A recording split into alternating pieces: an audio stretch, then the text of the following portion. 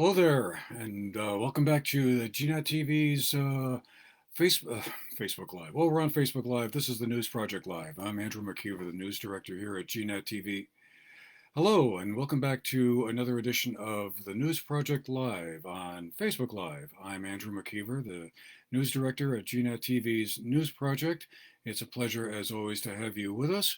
And we're here to just to kind of do a brief run through of some of the major news stories that are going on this week.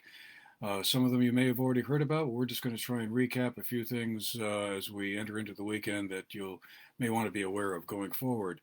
We're going to start with a bit of news about recycling. As many of you know, next week, Wednesday, July 1st to be exact, um, food waste will no longer be allowed in state landfills.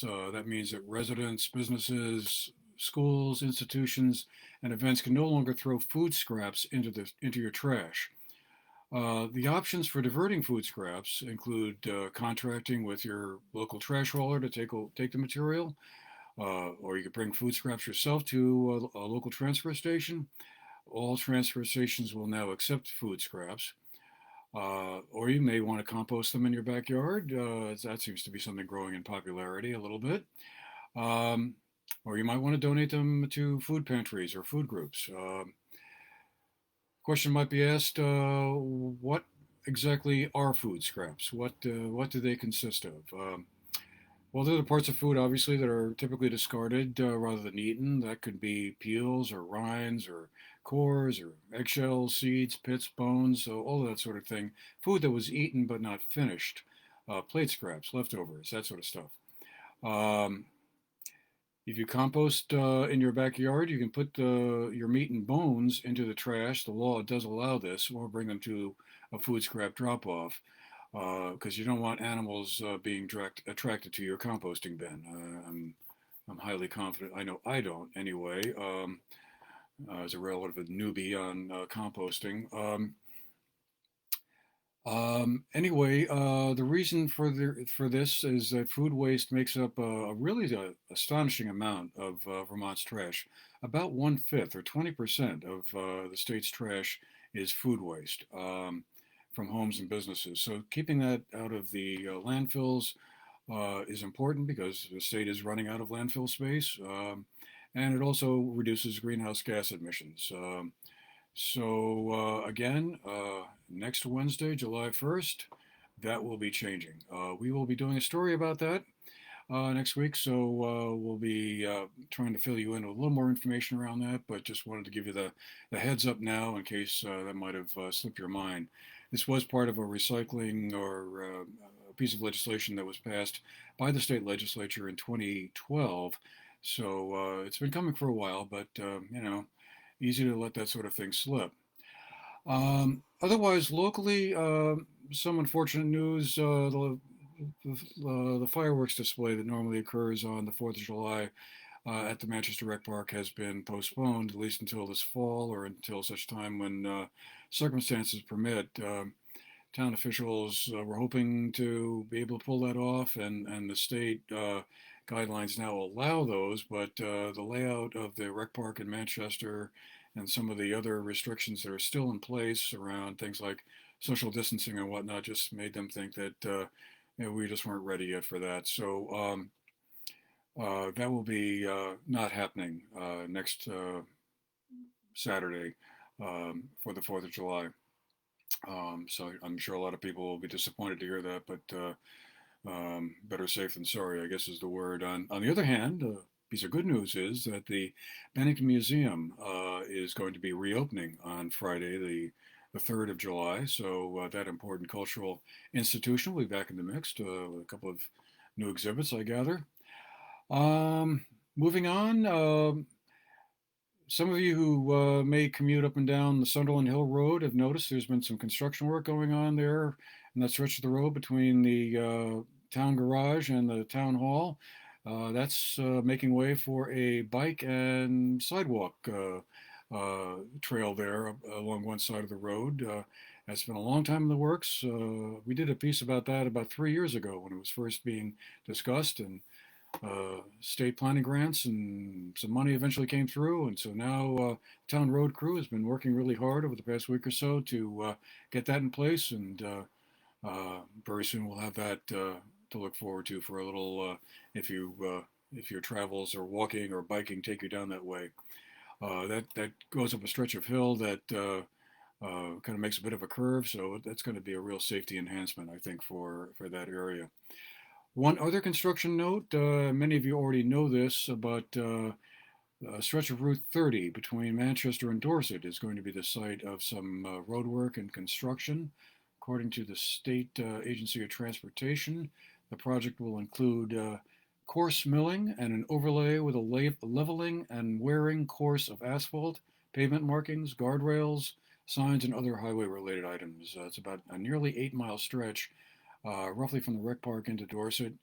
Um, as I'm sure we all know from driving on Route 30, the road is due for a little love, and it's going to get it, but traffic will be a little less free flowing than normal. So, again, if you go back and forth that way, you just might want to bear in mind that at least during the day, and I think it's construction work will be underway from 7 a.m. to 3 p.m. You may find yourself held up a little bit, or one lane traffic and that sort of thing. Um, Construction signs have been installed, and the contractor is scheduled to continue with shoulder work in the Dorset area this week, and as well as paving of rehabbed shoulder areas, also being tentatively scheduled for that week or possibly the following week after the 4th of July. Meanwhile, up in Montpelier, the governor had his thrice weekly press conference today, began around 11 o'clock. Um, And I guess the biggest announcement that come out today was that the state is expanding the number of counties where folks can travel to Vermont from without having to undergo a 2 week long quarantine. Last week, they had expanded them from roughly 50 counties to 75, mostly in upstate New York and throughout New England. Today, those counties, which meet that metric of only having 400 cases of COVID-19 infections per 1 million residents, um, has been expanded to include counties, not every county. So you might want to go to the map that's on the Agency of Commerce and Community Development's website to get a more precise read on this. But um, counties that are parts of Pennsylvania, New Jersey, Delaware, Maryland, Virginia, West Virginia, Ohio, and Washington, D.C. Folks from those areas can now travel to Vermont as long as they're coming by car. This does not apply to folks who might be flying in or coming by bus. An important distinction to bear in mind, but basically things are continuing to loosen up. And as the governor prefaced this announcement, he noted that the state's hospitality industry is a very important part of the state's economy. Places like restaurants, gift shops, lodging establishments, all are continuing to struggle because of the restrictions on travel. And the idea is to try and help those businesses keep going as they struggle their way through the pandemic and just open things up enough to kind of make it possible for them to operate at a level that gives them an opportunity to be at least breaking even or helping them to make ends meet. Um, Otherwise, on Wednesday, the governor also encouraged Vermonters who haven't already responded or filled out your census form for the 2020 census to do so. It only takes about 5 minutes or so if you want to do this online, and you can go to 2020census.gov. That's the federal website. You fill out a form. It's very quick, very easy. And it's really important because apparently at this point, only about half, less than half actually, of the state's residents have so far filled out that form. And it really makes a big difference because a lot of federal dollars and revenues of one sort or another are kind of allocated on the basis of the census count. And if we're not counting every Vermonter, that means fewer dollars coming into the state. And we don't want that happening. Okay, well, that'll just about do it for today. Just want to thank you all for being with us. I hope you found it interesting. Hope you have a nice weekend coming up. Hopefully, the weather will stay as delightful as it's been for the last couple of days.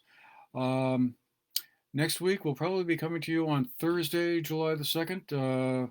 Friday, July 3rd is the holiday, and even though in the news business sometimes holidays are a relative thing, we're going to see if we can shoot to do our little update on Thursday the 2nd and take Friday the 3rd off, along with the rest of you, we hope. One last program note, we are going to be continuing with our series of interviews with the leading gubernatorial candidates that are out there. This past week, we spoke with former Education Secretary Rebecca Holcomb and also with Bennington attorney Patrick Winburn. Both of them are candidates for the Democratic nomination for the governorship.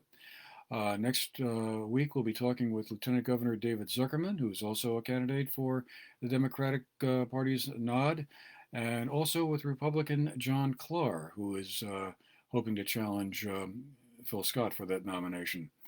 So hopefully you'll be able to catch those on either on our website, which is GNAT-TV.org, or you might be able to catch it also on one of our channels. And again, they've moved from the familiar 15, 16, and 17 group to 1074, 1084, and 1094. All right, that'll do it for today. Hope you've enjoyed it. I'm Andrew McKeever for the GNAT-TV News Project. Have a great day.